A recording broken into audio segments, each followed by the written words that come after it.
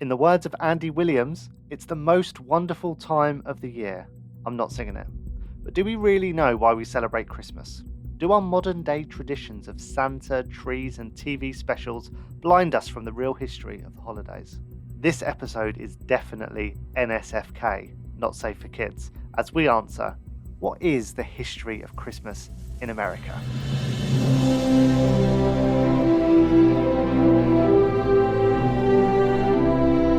Welcome to America, a history podcast. I'm Liam Heffernan, and every week we answer a different question to understand the people, the places, and the events that make the USA what it is today.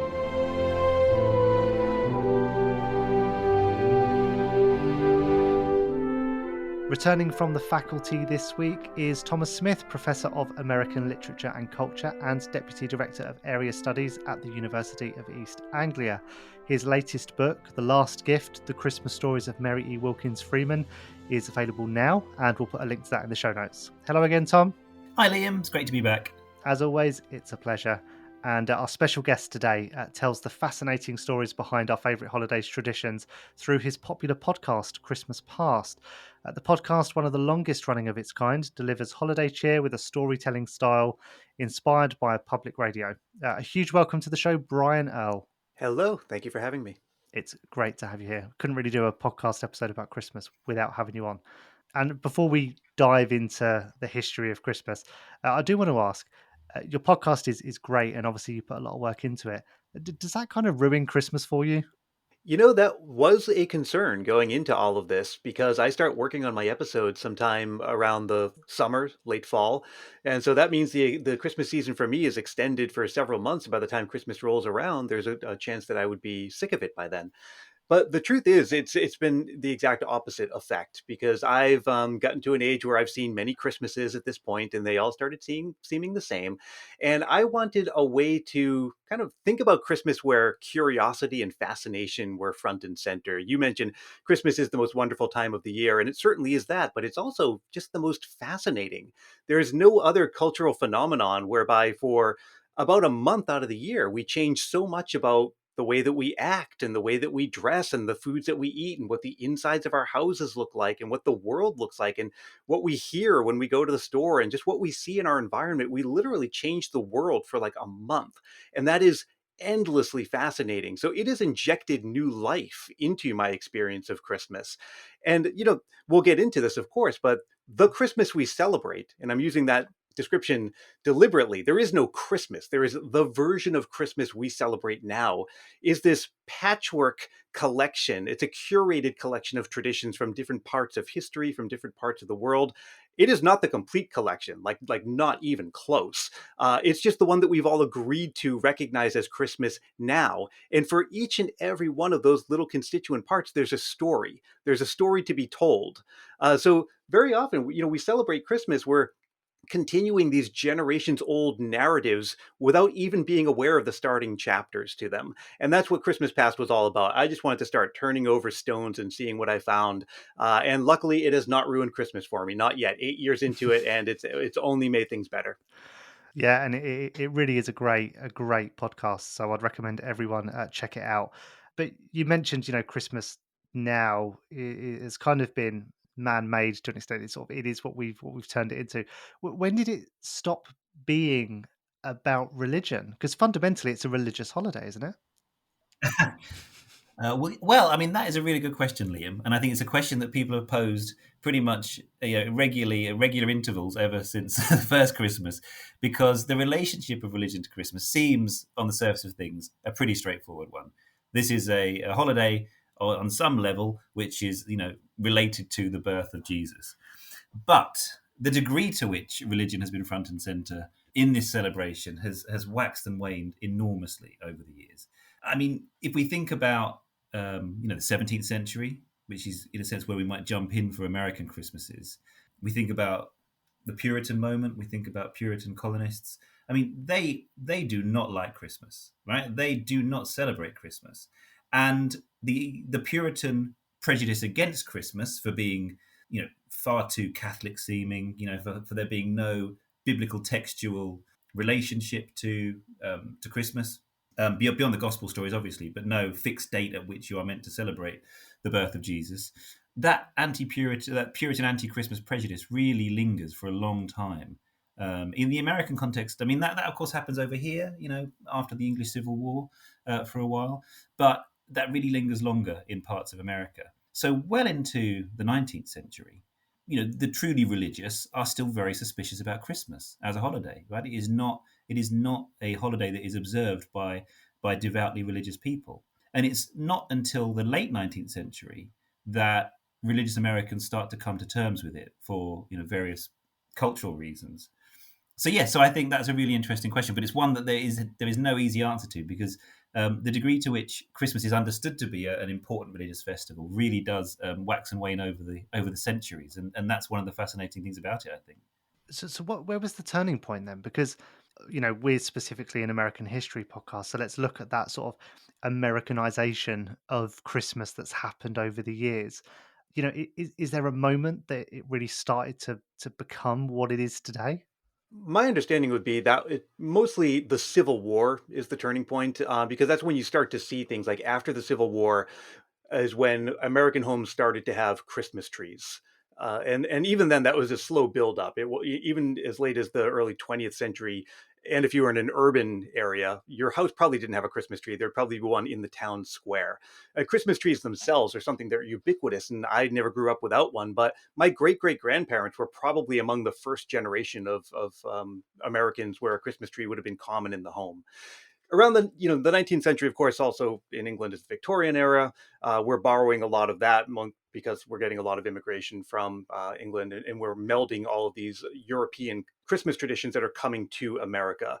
Things like wreaths, things like Christmas trees, a lot of the British traditions. We're beginning this sort of melding and rapid iteration process that also happens to coincide with a rise of industrialization, commercialization. More of us are, prior to the Civil War, I think it was something like one out of every three Americans was a farmer. And then as we became more industrial and started moving to cities and we're buying more things from shops and things like that, we're just starting to see our consumer culture change. And of course, all of that is translating into Christmas as well. So I think Brian's really right there, and I think one of the interesting things about it, as Brian said, there is that it really is a transatlantic collaboration. I think that's one of the fundamental things about it, that we might want to think of a separate British Christmas tradition or a separate American tradition, or we might think about, has America Americanized British Christmas celebrations over the last few decades? But really, it's a transatlantic conversation right from the start. And Britain imports things from Germany. It also imports, for example, in the early 19th century, Washington Irving's stories about old Christmases in Britain, which then go back into America. Dickens is a big fan of those, and of course, Christmas Carol crosses the Atlantic. So it's a collaboration, and I think that's one of the really interesting things about it. It's you can't really separate the streams without without doing damage to that sense of how it develops in this organic and iterative way, to use Brian's nice term there. I think in the 20th century, particularly, as an outsider, non-American, I feel like the US have been sort of the flag bearers for consumerism, and for capitalism, and I think that's where it feels like America has become quite inextricably linked with what's become very modern themes around Christmas. Very materialistic behaviors around Christmas. But I guess Brian, probably having more first-hand experience than either myself or Tom, what makes an American Christmas American?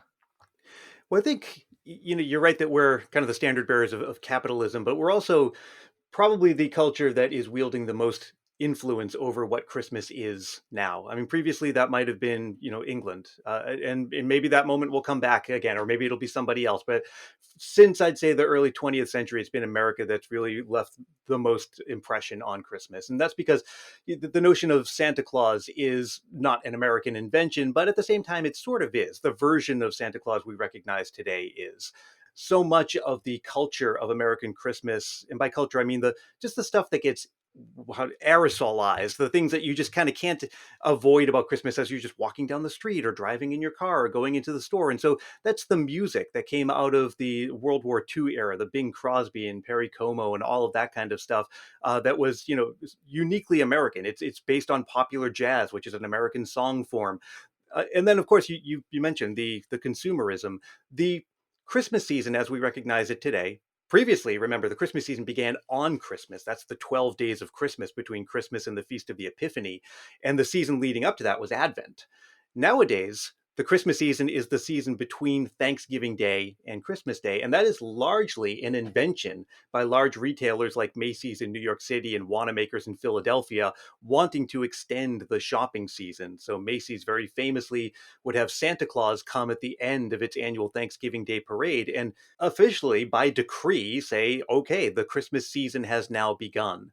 So the American Christmas is very, very consumer based, but we've also just created a lot of our own culture, largely through the form of media, a lot of music and movies. And nowadays we pump out, I'd say, far too many of those movies, those Hallmark movies. They literally put out more than you could even consume if you watched one every day during the Christmas season. I think it's being taken to an extreme. But yeah, my Christmases growing up were very much about the toys and Santa Claus. I don't know how different that is from a typical English Christmas, but those are, yeah. I think what's really interesting, just picking up on that, is Liam, the way that you kind of think about consumerism and Christmas being maybe a 20th century phenomenon. You look in the 1840s, 1850s, already people are complaining that Christmas has become over commercialized, has become far too much about the presents. So Harriet Beecher Stowe, famously the author of Uncle Tom's Cabin, she writes A Christmas Story in 1850, and it begins with one of the characters lamenting that they've got to buy Christmas presents for everybody, and she doesn't know what to buy them, and there's more and more presents each year. And even you get someone like Ralph Waldo Emerson, the great kind of philosopher, transcendentalist. There's a passage in one of his essays where he's like, "I really find it difficult to think of what to buy people when it's Christmas time." So I think we're always thinking that Christmas has become too commercialized. That is one of the hallmarks of what we think of as a modern Christmas celebration. So that's one thing. And I think just picking up as well when Brian was talking about the importance of music and particular kinds of pop music to Christmas, I think that's a really excellent point. And that is really, I think, one of the distinctive things about America. Because, of course, if you think about White Christmas, probably the definitive Christmas song in many ways, written by a Jewish songwriter.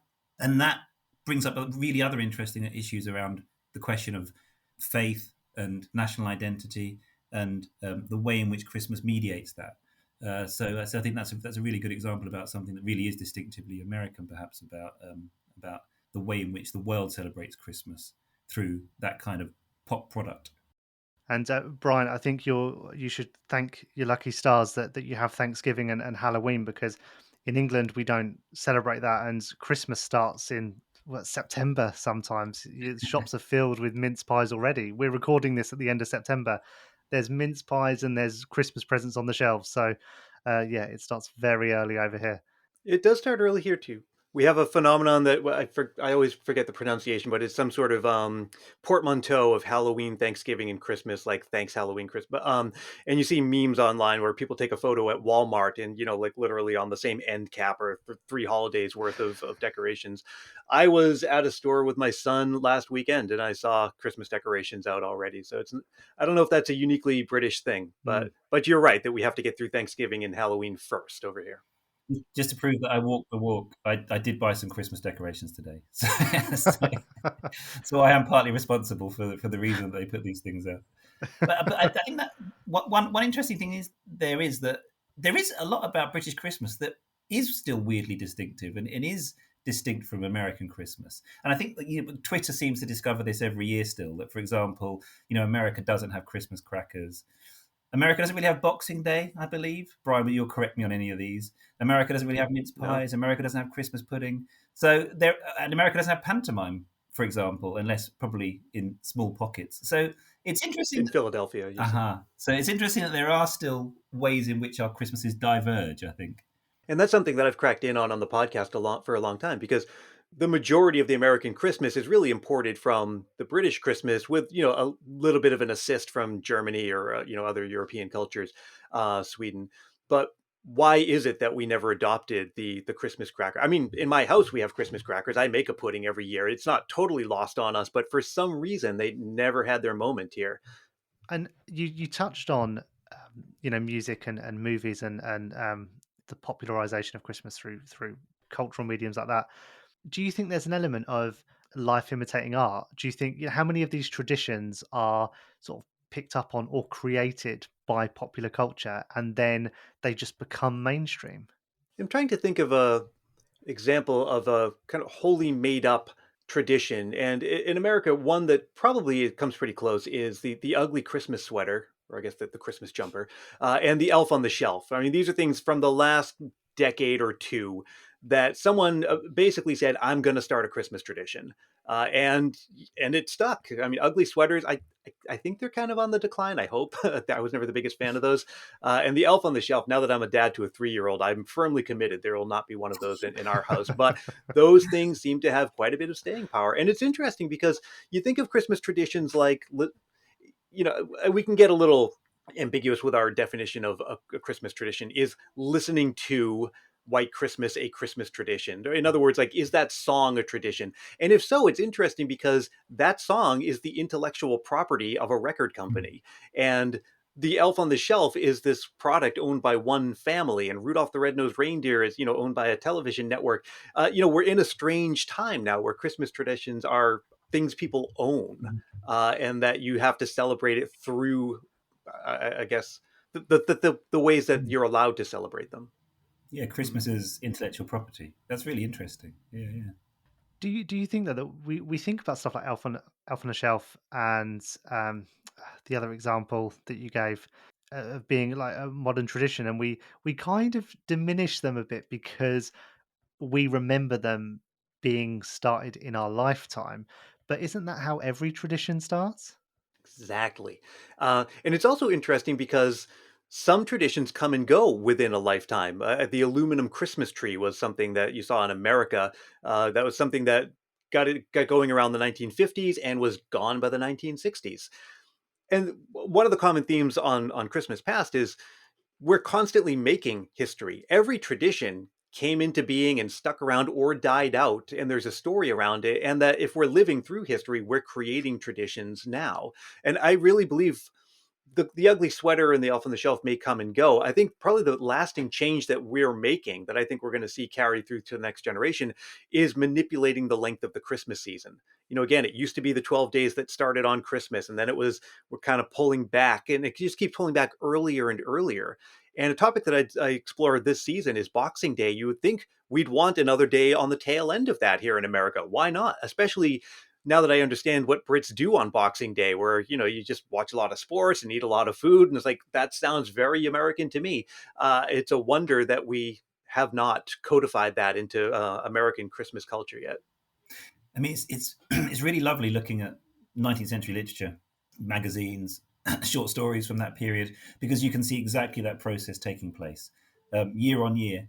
I think one of the examples I really like is in Maria Susanna Cummins' big best-selling novel from 1854 called The Lamplighter. And there's a nice Christmas section in that book.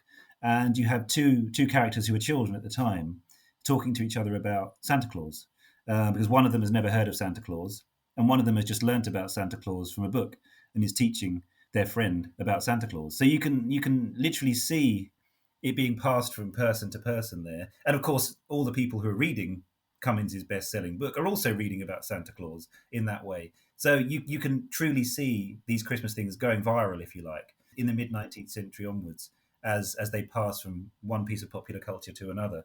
So they were absolutely doing the same thing in the 19th century. And I was actually just wondering, how am I going to pivot to my next question? But you've segued perfectly for me, Tom. So I'm just going to throw this one out there. Is Santa Claus American? I would say yes.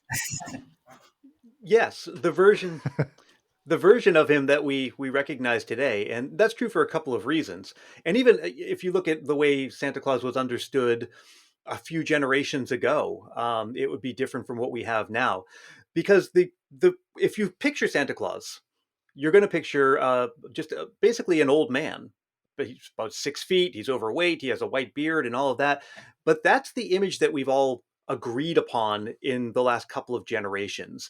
If you think back to A Visit from St. Nicholas, he can fit down a chimney. He's a right jolly old elf. He has a little round, everything about him is small. He rides a miniature sleigh. So we've gone through a lot of iterations where he's maybe not fully human. He has pointy ears. He's an elf. It wasn't until we get to about the 1930s where Coca-Cola had a graphic artist named Haddon Sundblom who every year would create a painting of Santa Claus. And just by the sheer marketing reach, that really helped to sort of normalize and socialize this one image of Santa Claus. And what that means, let's really think about this for a second, that was about 90 years ago. So there are people alive today who are older than your notion of what Santa Claus, what or who he is. Previously, he didn't even come on Christmas Eve. And that was one of the most surprising things I've learned doing the podcast. In Washington Irving's writings, he came on New Year's Eve and he rode a wagon pulled by a horse, not a sleigh pulled by 8 reindeer. All of that stuff, all of the things that we think we understand about Santa Claus, that he lives in the North Pole, that he lives with elves, is just a couple generations old, 3, 4, 5 generations old at most, and it's mostly from American influence. Am I right in thinking as well that the Santa, or whatever the version of Santa was before the one we know today, he wasn't red? Am I right in thinking that was a Coca-Cola thing as well? Yes, I mean, if you go back to The Night Before Christmas, as Brian mentioned, I think he's brown and dressed in furs in that, far more kind of wild man of the woodsy. And he does go through various iterations until red is settled. The degree to which Coca-Cola is responsible for the redness, I think, is slightly debated. I'm never that fond of being too dogmatic about these things because they do kind of mutate and spread in wild ways. And again, if you look at the mid 1850s, it's brilliant to see people just kind of freestyling Santa Claus powers or attributes, just making it up as they go along. And some of that sticks and some of it doesn't. And the modern Santa Claus that we have is the end result. And I would definitely put in a word for the illustrator Thomas Nast in the middle of the 19th century, whose Father Christmas, I think probably, I think he looks pretty Father Christmassy at that point. Although, of course, I just did the slippage. I went into Father Christmas. And I think one of the interesting questions is, the difference between Santa Claus and Father Christmas, because I definitely grew up with Father Christmas, but my children will probably say Santa Claus more than Father Christmas these days, depending on their mood. But I don't think that's a clear cut one either. It wasn't like we had Father Christmas in Britain and then Santa Claus got imported. There are figures from definitely the 17th century who are called Old Father Christmas, who are a kind of spirit of the season, more like a kind of old man winter figure. But they're not really the kind of jolly gift bringers that we think about when we think about Santa. So I think you could probably say that Father Christmas is perhaps a kind of British response to Santa Claus as much as it is a figure who predates Santa Claus. So, they're an interesting tension there, I think, probably. Do you think that, and this is thinking off the cuff here, that with the way that traditions are created and the way that our image and perception of certain things around Christmas are sort of molded through generations, do you think that the image of Santa Claus as this, fundamentally masculine character is going to change now that we're in a time when, issues around gender fluidity and identity and I hate the word, but kind of wokeness is part of the conversation now. Do you think Santa or the idea of him will become a bit more androgynous? The idea of Santa Claus will change. I mean, there's no question about that. That is the one thing that we can rely on. It's not going to be the same 5 generations from now that it is today. Is it going to change along that particular axis? I suppose I can't say. It seems likely that might wield its influence. But again, like you look at drawings of him from even a few generations ago, and to Tom's point, he looks a little more old man winterish. He looks a little maybe not fully human. And then even the color of what he wears. One of the things, there's a poem that came out roughly the same time as A Visit from St. Nicholas called The Children's Friend. And A Visit from St. Nicholas was first published in a newspaper. It wasn't illustrated until much later, but The Children's Friend was. And in that, he's wearing green and he's riding a sleigh pulled by 1 reindeer, not 8. Like, we're always adding our little touches to the Santa Claus legend as we go through time. It's kind of hard to see it in the moment. It's hard to see what you're actually doing from one generation to the other because you're so close to it. You can't really see the forest for the trees. It's only in retrospect that we'll look back and say, "Oh yeah, that's around the time that we were doing this with the Santa legend." And I'm trying to think even from when I was younger to what I see now. Like, I had a children's book where Mrs. Claus was just the traditional housewife. She wore an apron and she mostly made cookies. Whereas I think now we're seeing her as being a little bit more, like the CEO of the North Pole, or more of a power figure, taking a bit more of a front seat. I think we're seeing, the Santa Claus legend extends beyond Santa Claus himself. So I think we're seeing changes in a lot of ways around the whole thing. I'd also add that Santa Claus has been quite a kind of malleable figure for different groups already. So, as you said, I just edited a collection of Mary Wilkins Freeman's Christmas stories, and there are plenty of those stories where you can see that she's playing with the idea of Father Christmas, and many of her female protagonists within her stories take on a kind of Father Christmas, Santa Claus role within those sketches. Often in quite interesting ways. Often they seem to be working in opposition to a kind of commercialized mainstream Santa Claus figure. So there's one great story where the protagonist gets so cross with the kind of needless fripperies of Christmas gift giving, the kind of useless gifts that she keeps getting given, that she packs up her sleigh, and it feels very much like this is a kind of negative image of Santa. She packs up her sleigh and she goes round to all of her neighbours to give them the presents back that they've given her, which is very kind of bracing to read now because she does it very bluntly. So almost like a kind of anti-Santa. I'm just finishing editing a special journal article about with lots of different Christmas essays in it, and one of the contributors has written about the tradition of Black Santa Claus, and there's a very very rich tradition of Santa Claus being depicted as black in various contexts and for different purposes. So maybe Santa Claus isn't as stable as we might think anyway, and certainly people have often not been shy with playing with that image. Yeah, anti-Santa. I love that term. Before we sort of wrap up our discussion, I'm keen to just understand what does Christmas look like in your homes? Tom, first. I guess probably quite maximal in some senses. We do have more than one Christmas tree, and let's say we did invest in a pair of freestanding nutcracker soldiers to guard our front door last year. So we do make an effort, I have to say. And like Brian, having spent a lot of time working with Christmas over the last few years, it hasn't dulled my affection for the season.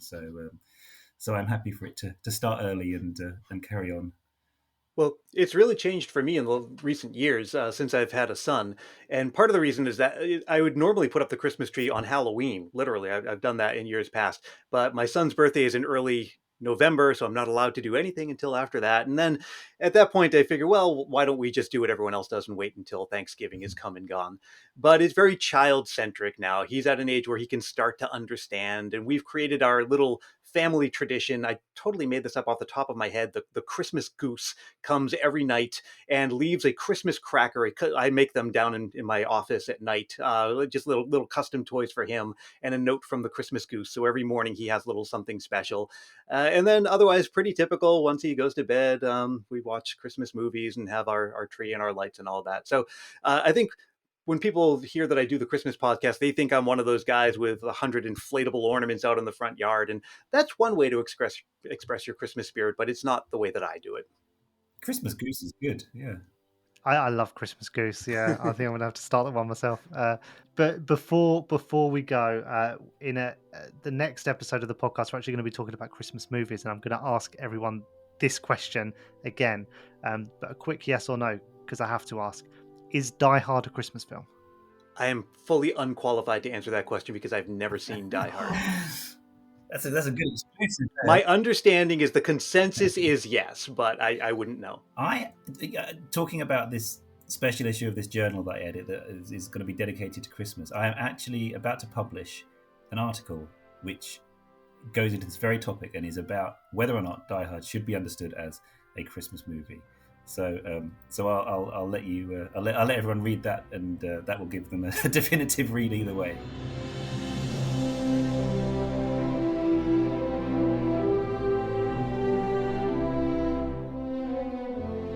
This episode of America, a History podcast, was produced, edited, and hosted by me, Liam Heffernan.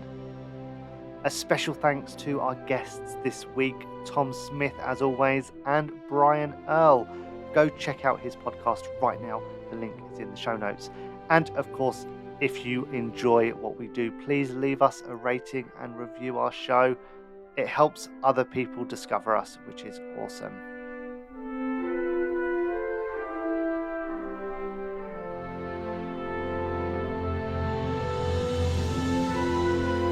Next week, I'm joined again by Tom Smith and the returning John Mitchell as we figure out, how do you make a Hollywood Christmas movie?